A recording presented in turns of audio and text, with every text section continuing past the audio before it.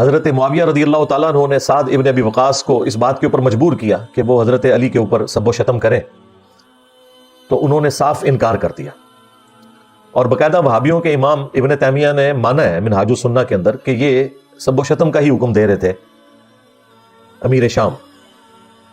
تو سعد ابن ابی وقاص نے کہا کہ میں کبھی بھی علی ابن ابی طالب کے لیے کوئی برا کلمہ نہیں نکالوں گا، کبھی انہیں سب نہیں کروں گا. یہ کہتے ہیں کہ سب سے مراد تنقید ہے، تو میں نے مسلم شریف سے ہی ثابت کیا ہے کہ تنقید نہیں، باقاعدہ الفاظ موجود ہیں. بنو امیہ کے دور میں ممبروں سے کہلوایا جاتا تھا لعن اللہ ابا تراب، ابو تراب کے اوپر لعنت، نعوذ باللہ.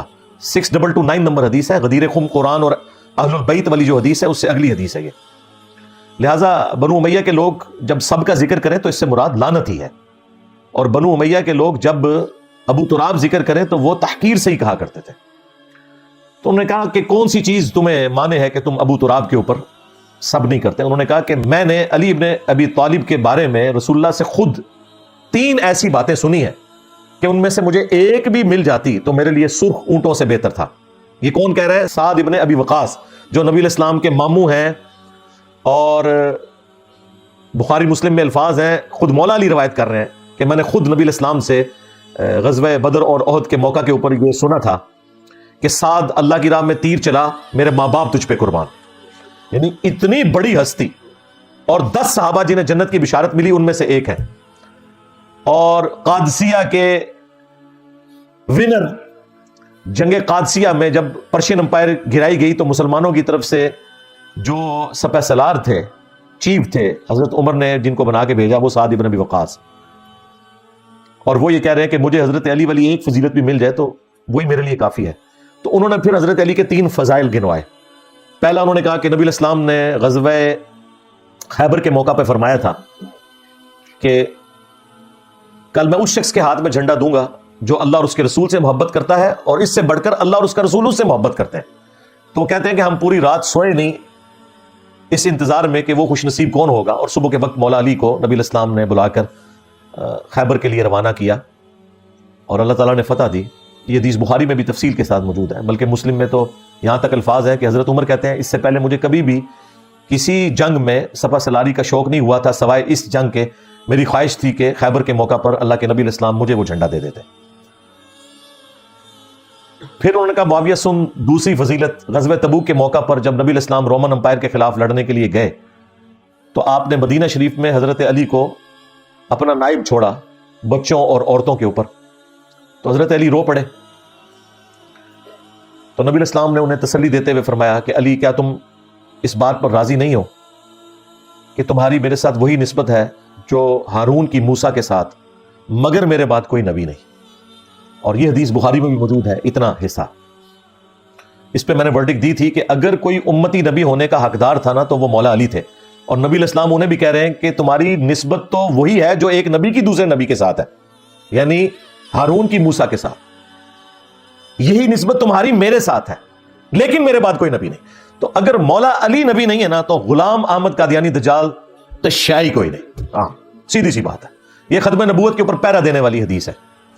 اور معاویہ تیسری فضیلت سن، جب نجران کے کرسچنز کا وفد نبی علیہ السلام کے پاس مدینہ شریف آیا تو اللہ تعالیٰ کی طرف سے یہ اعلان کیا گیا قل تعالوا ندعو ابناءنا وابناءکم ونساءنا ونساءکم.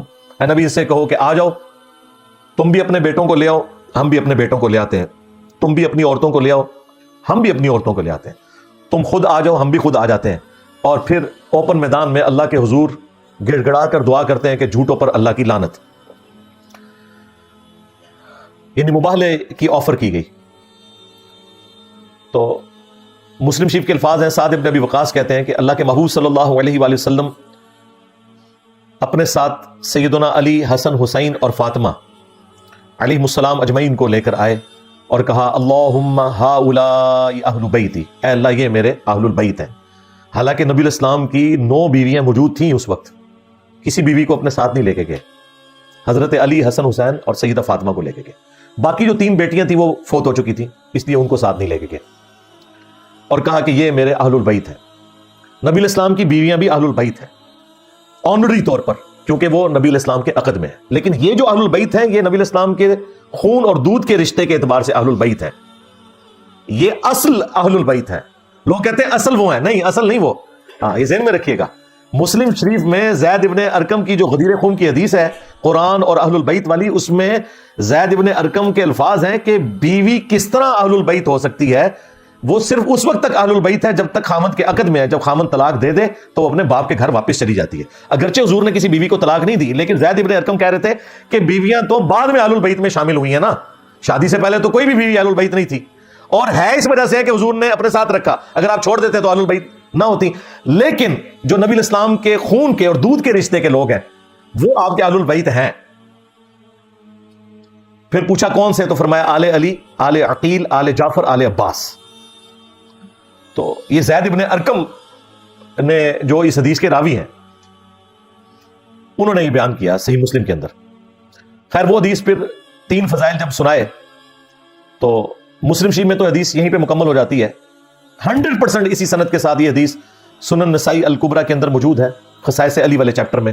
اس میں الفاظ ہیں کہ سعد ابن ابی وقاص کا بیٹا کہتا ہے کہ پھر جتنے دن حضرت معاویہ وہاں رہے، حضرت علی کی تنقیص کا ایک جملہ بھی اپنی زبان سے نہیں نکالا، کیونکہ میرے باپ نے جس طریقے سے انہیں ڈانٹا تھا. تو اس سے یہ پتہ چل گیا کہ یہ معاملہ کیا تھا. یہی حدیث سنن ابن ماجہ میں بھی ہے. اس میں تو چوتھی فضیلت بھی ایک بیان کی حضرت سعد نے، اور اس میں تو الفاظ ہیں سعد غصے میں آ گئے. انہوں نے کہا تو اس شخص کے بارے میں بات کر رہے ہیں جس کے بارے میں نبی الاسلام نے یہ فرمایا، یہ فرمایا، یہ فرمایا. اور اس میں یہ بھی فرمایا کہ نبی الاسلام نے کہا تھا من کنت مولہ فہذا علی مولا، جس کا مولا میں اس کا مولا علی. تو وہ فضیلت بھی وہاں پر بیان کی.